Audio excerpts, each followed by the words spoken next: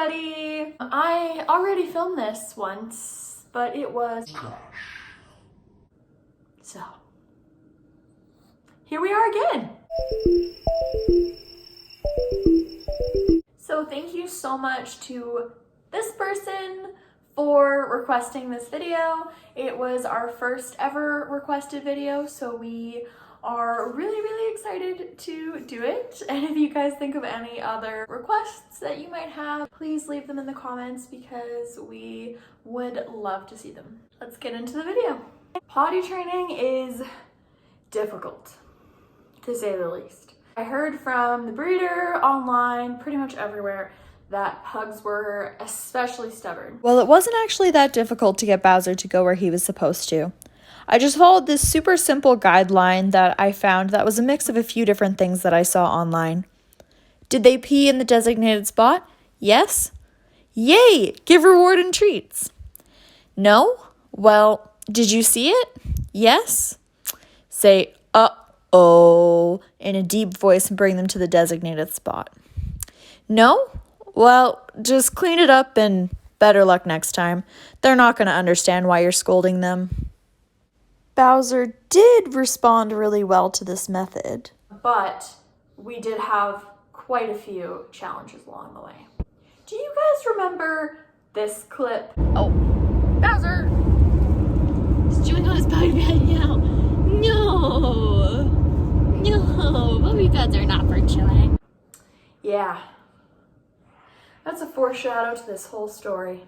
Basically, I decided for myself that Bowser was going to be trained indoors for the time being because when I got him, it was October and I live in northern Canada, well, northern Alberta.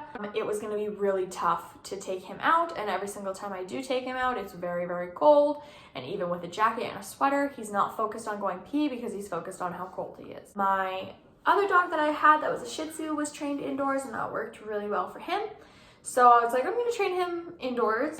I can transition to, half outside, half inside, like a year from now or whenever we decide. So we started with the puppy pads, and then we had a big open playpen.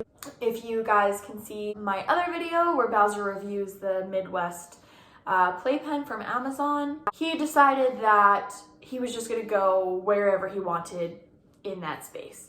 So I was like, okay, I need to start making a smaller space for him just while he's training so that he knows, okay, this is my designated eating and sleeping, and this is my designated peeing area. I was looking online and I saw some puppy apartments, but those were expensive. So I decided I was going to makeshift one, which is what you'll see here.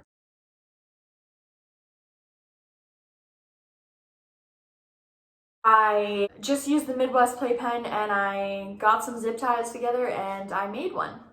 And it worked really well for some time.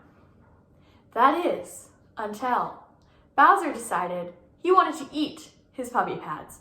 And I don't mean like, oh yeah, I came home and they were all shredded up and he was like playing with it as a toy. I mean eat. Like he was fully consuming puppy pads. Not fully consuming a full puppy pad, but like he was eating bits and pieces of the puppy pad before I could take it away.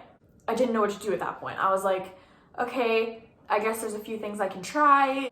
I decided I was going to try a bunch of methods to try and keep it. Can you hear him drinking? Bowser, take a break to breathe. Anyways, so I decided that I was going to try a bunch of ways to keep his puppy pad from being able to be consumable. I tried taping it down. I tried putting it in his other kennel and like tucking it under. I tried those holder things. I tried duct tape. I tried everything. I tried everything. I was like, oh, I could use those grass ones. But then I was like, no, because he's going to eat the grass because he eats regular grass. So I was like, oh my God, what am I going to do? I really did not want to go to reusable puppy pads for obvious reasons of me being lazy, for one. 2, just the idea of having to constantly wash them in the washer instead of like a disposable. I am just, don't at me, please. At a certain point, I decided that I had no other choice. So we got some reusable puppy pads, and so far they have been amazing. The first couple times we put them down, he looked at us and he was like, okay, so I'm just gonna chew this up now. Realized he can't chew them up, and then he's left them alone, and since then, like, he hasn't really used his puppy pads as a toy, and that's been probably a month now. He has occasional accidents here or there, in which case, you know, revert to the chart that I follow. Overall, he's been doing really, really well. His accidents are very few and far between. Really happy considering he's only 5 months old, and he's, you know, his potty training is going really well.